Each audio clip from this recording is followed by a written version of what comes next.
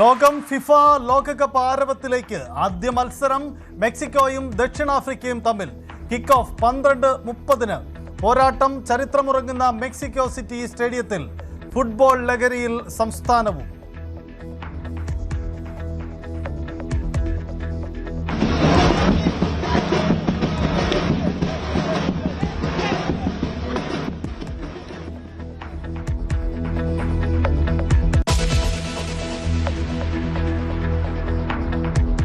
Kozhikode Nipah ബാധിച്ച 43-കാരൻ ഗുരുതരാവസ്ഥയിൽ. സാഹചര്യം വിലയിരുത്തി ആരോഗ്യവകുപ്പ്. സംസ്ഥാനം ഷിഗല്ല ഭീതിയിൽ.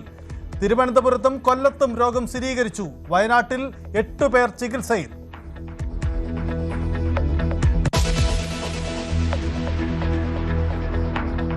പശ്ചിമേഷ്യയിൽ അശാന്തി പടരുന്നു. ഒമാനിൽ കപ്പലിന് നേരെ വീണ്ടും ആക്രമണം.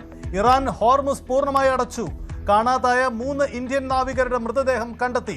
ആക്രമണത്തിൽ യുഎസിനെ പ്രതിഷേധമറിയിച്ച് ഇന്ത്യ.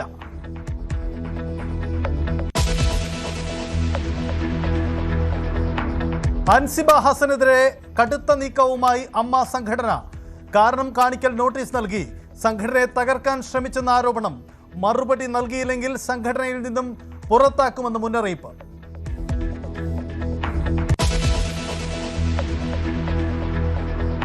തെരഞ്ഞെടുപ്പ് തോൽവിയിൽ CPM സെക്രട്ടേറിയറ്റിന്റെ റിവ്യൂ റിപ്പോർട്ടിൽ 3 തിരുത്ത്.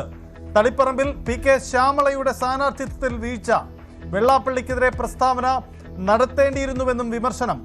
പത്മകുമാറിനെതിരെ നടപടി ഉടൻ. നേതൃത്വത്തെ വിമർശിച്ച് TK ഗോവിന്ദനും V കുഞ്ഞികൃഷ്ണനും.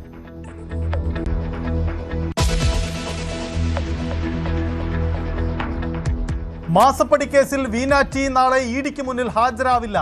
ആരോഗ്യ പ്രശ്നം ചൂണ്ടിക്കാട്ടി സാവകാശം തേടി അപേക്ഷ.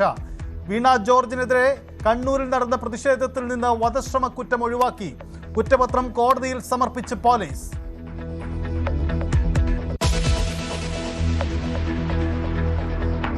സംസ്ഥാനത്ത് കനത്ത മഴ തുടരുന്നു. കടൽക്ഷോഭത്തിന് സാധ്യത. ഇടമലക്കുടിയിൽ വീട് തകർന്നു. തിരുവനന്തപുരത്ത് 3 വീടുകളുടെ മേൽക്കൂര പറന്നുപോയി. നാളെ 6 ജില്ലകളിൽ യെല്ലോ അലർട്ട്.